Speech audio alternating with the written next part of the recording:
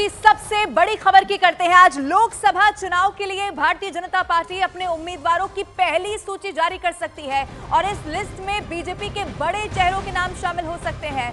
BJP केंद्रीय चुनाव समिति की बैठक में देर रात तक नामों पर मंथन हुआ है।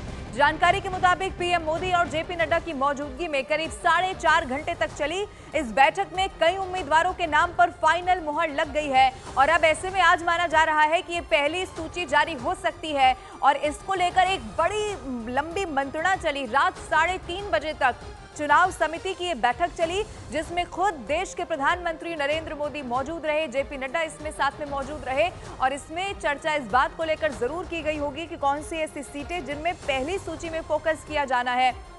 हालांकि आज यही माना जा रहा है कि ये जो लिस्ट है वो सामने आ जाएगी। अब 3 तस्वीरें आपकी टीवी स्क्रीन पर हम आपको दिखा रहे हैं। पहली तस्वीर रात 11:15 बजे की है जब पीएम मोदी केंद्रीय चुनाव समिति की बैठक में पहुंचे थे। दूसरी तस्वीर केंद्रीय चुनाव समिति की बैठक की है और तीसरी तस्वीर करीब 4.5 घंटे की चर्चा के बाद बैठक से निकलते हुए प्रधानमंत्री नरेंद्र मोदी की है और ये तीनों तस्वीरें बता रही है कि एक लंबी मंत्रणा हुई है, मंथन हुआ है और आखिरकार फाइनल मुहर इस सूची पर लग चुकी है।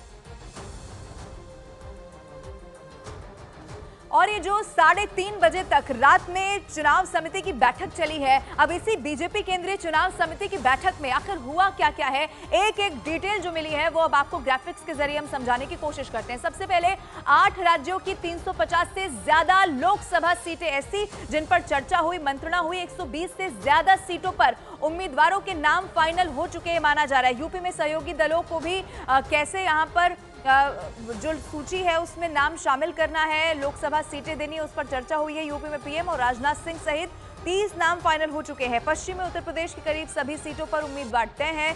तेलंगाना में 3 मौजूदा सांसदों को दोबारा टिकट मिलने वाला है। पश्चिम बंगाल में ज्यादातर मौजूदा सांसदों को दोबारा मौका मिलेगा। अब केरल से 5 से 6 उम्मीदवारों के नाम करीब करीब फाइनल हो चुके हैं। मध्य प्रदेश की छिंदवाड़ा सीट के लिए खास रणनीति तैयार है। शिवराज सिंह चौहान के विदिशा से चुनाव लड़ने की संभावना जताई जा रही है।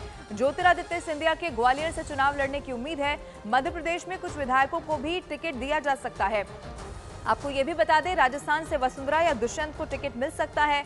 अब छत्तीसगढ़ में 4 लोकसभा सीटों के लिए उम्मीदवार भी तय हो चुके हैं। झारखंड से अर्जुन मुंडा, निशिकांत दुबे का नाम अब फाइनल है। बीजेपी में शामिल हुई गीता कोड़ा को भी टिकट दिया जा सकता है। गोवा से केंद्रीय मंत्री श्रीपद नायक को टिकट मिल सकता है। केंद्रीय चुनाव समिति में दिल्ली की 2 सीटों पर भी चर्चा हुई है।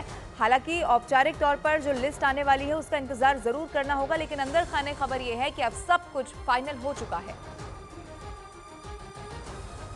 लोकसभा चुनाव को लेकर पहली सूची जो बीजेपी जारी करने वाली है उसको लेकर अहम बैठक पीएम की खत्म हो गई और आप तस्वीरों में यहाँ पर पीछे देख सकते हैं कि 4.5 घंटे के आसपास ये बैठक चली है और उसके बाद अब पीएम रवाना हो रहे हैं। बेहद अहम बैठक ये है, ये संगठनात्मक स्तर से और एक-एक पहलुओं पर यहाँ पर चर्चा हुई और हर उम्मीदवारों को बाकायदा पीएम मोदी की नज़र से उनको वो एनालाइज किया गया और उसके बाद उनकी मंत्रणा की गई। लोकसभा चुनाव में जो उम्मीदवार हैं आखिरकार उनका जो पैमाना क्या है, उनकी जीतने की क्षमता क्या है, किस तरीके से वो बातें जनता को ले जाएंगे, इसी जगह पर इसी बैठक में ये तय हुआ और कुल मिलाकर कैसे बीजेपी चुनाव मैदान में उतरेगी और किस तरीके से संगठन को साथ लेकर आगे जाएगी, ये बेहद अहम महत्वपूर्ण बैठक यहाँ पर ये खत्म हुई है और पीएम मोदी की